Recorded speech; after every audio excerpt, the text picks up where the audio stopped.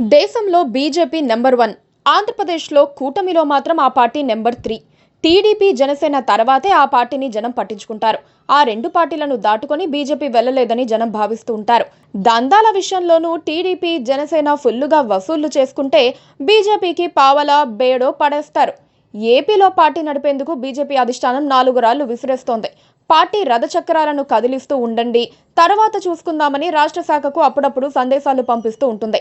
టీడీపీని నొప్పించకుండా మెప్పిస్తూ ముందుకు సాగాలని ఆదేశిస్తుంది. కాకపోతే ఇదంతా బయటకు కనిపించే సంగతి. చాప కింద నీరులా అసలు గేమ్ సాగిపోతూ ఉంటుంది. టీడీపీని వ్యతిరేకించే వారిని, టీడీపీని అవమానపరిచిన వాళ్ళని, టీడీపీని వద్దనుకున్న వారిని బీజేపీ కండువా కప్పి మరీ ఆహ్వానిస్తోంది. టీడీపీ వాళ్ళు ఏమనుకున్నా సరే బీజేపీ పట్టించుకోదు. మాట మాత్రమైనా చెప్పాలన్నా కూటమి ధర్మాన్ని సైతం ఆ పార్టీ పాటించేందుకు ఇష్టపడటం లేదు. కూటమి అధికారానికి వచ్చిన తర్వాత వైసీపీ నుంచి చాలా మంది టీడీపీ, జనసేన, బీజేపీ వైపు చూశారు. అందులో నిబద్ధత, నిజాయితీ ఉన్న కొందరిని టీడీపీలోకి ఆహ్వానించి పచ్చకండువా కప్పారు. బాలినేని శ్రీనివాసరెడ్డి, సామినేని ఉదయభాను లాంటి వాళ్ళు జనసేనలోకి వెళ్లిపోయారు. అత్యంత అవినీతి పరులు, నిత్య ఫిరాయింపుదారులు, వల్గర్ భాష వాడే వాళ్ళని ఆ రెండు పార్టీలు దగ్గరికి రానివ్వటం లేదు. బీజేపీ మాత్రం ఇప్పుడు అలాంటి వాళ్లను దరిచేర్చుకుంటోంది. కూటమి అధికారానికి వచ్చిన కొత్తల్లో విశాఖ డైరీ చైర్మన్ గా పనిచేసిన ఆడారి ఆనంద్ కుమార్ ను బీజేపీలో చేర్చుకోవటం వివాదాలకు దారితీసింది. ఉత్తరాంధ్ర కేంద్రంగా ఉన్న విశాఖ డైరీలో ఆనంద్ కుమార్ అరాచకాలు, అవినీతి చేశారన్న ఆరోపణలు ఉన్నాయి. 2,000 కోట్ల డైరీ వ్యాపారాన్ని దివాలా తీయించారని, లెక్కాపత్రం లేకుండా 1,000 లీటర్ల పాలు పక్కదారి పట్టించారని ఆనంద్ కుమార్ పై తీవ్ర ఆరోపణలు ఉన్నాయి. ఈ క్రమంలో శాసనసభ స్పీకర్ అయ్యన్న పాత్రుడు ఆయనపై విచారణ కమిటీ కూడా వేశారు.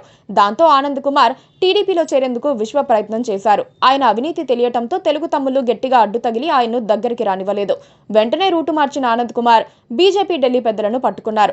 వారి సిఫారసుతో ఏపీలో కాషాయ కండువా కప్పుకున్నారు. పార్టీకి కాసిన్ని నిధులు కూడా పడేసినట్లున్నారు. ఈ క్రమంలో ఇప్పుడు ఆయనపై విచారణ ముందుకు సాగకుండా ఆపేశారు.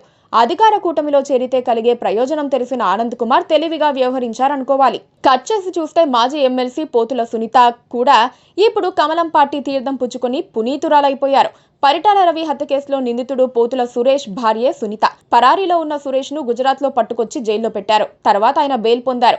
సునీత తొలుత టీడీపీలో ఉండేవారు. మహబూబ్ నగర్ జిల్లాకు చెందిన ఆమెను ఆంధ్రాకు తీసుకెళ్లిన టీడీపీ అక్కడ చీరాల ఎమ్మెల్యే టికెట్ ఇచ్చింది. సునీత ఓడిపోవటంతో ఆమెకు తర్వాత ఎమ్మెల్సీ కట్టబెట్టారు. టీడీపీ ఓడిపోయి వైసీపీ రాగానే ప్లేటు ఫిరాయించిన సునీత తర్వాత జగన్ సమక్షంలో వైసీపీలో చేరారు. వైసీపీ కూడా ఆమెకు ఎమ్మెల్సీ టికెట్ ఇచ్చింది. ఈ క్రమంలో ఆమె చంద్రబాబును, ఆయన కుటుంబాన్ని, ముఖ్యంగా భువనేశ్వరి, నారా బ్రాహ్మణిని అనరాని మాటలు అన్నారు. కట్ చేసి చూస్తే వైసీపీ ఓడిపోగానే సునీత ఎమ్మెల్సీ పదవికి రాజీనామా చేశారు. అక్కడి నుంచి నేరుగా వచ్చి మళ్లీ టీడీపీలో చేరేందుకు ప్రయత్నించారు. అప్పటికే సునీత వ్యవహారం తెలిసిన టీడీపీ ఆమెను దగ్గరికి రానివ్వలేదు. జనసేన కూడా ఆమెను చేర్చుకోలేదు. ఈ క్రమంలో సునీత పావులు కదిపి ఆడారి ఆనంద్ కుమార్ తరహాలోనే బీజేపీ పెద్దలను ప్రసన్నం చేసుకున్నారు. ఇప్పుడు బీజేపీ ఏపీ శాఖ అధ్యక్షుడు మాధవ్ ఆశీస్సులు పొంది కమలం పార్టీలో చేరారు. టీడీపీ వద్దని బహిరంగంగా చెప్పేసినా వాళ్లను బీజేపీ చేర్చుకుంటోంది. ఇది రాజకీయ సంస్కారం కాదని టీడీపీ వర్గాలు ఆందోళన చెందుతున్నాయి. అయినా కేంద్రంలో అధికారంలో ఉంటూ సీబీఐ, ఈడీని విరివిగా వాడేసే బీజేపీని ధిక్కరించే ధైర్యం టీడీపీకి ఉండటం లేదు. రాష్ట్రంలో చిన్న పార్టీ అయినప్పటికీ బీజేపీ ఇప్పుడు టీడీపీకి కేంద్ర అధిష్టానంగా మారిపోయింది. వాళ్ళు ఇష్టానుసారం వ్యవహరించినా టీడీపీ చేయగలిగిందేమీ లేదు. Please subscribe to KTV Telugu. KTV Telugu. KTV Telugu. KTV Telugu. KTV Telugu channel.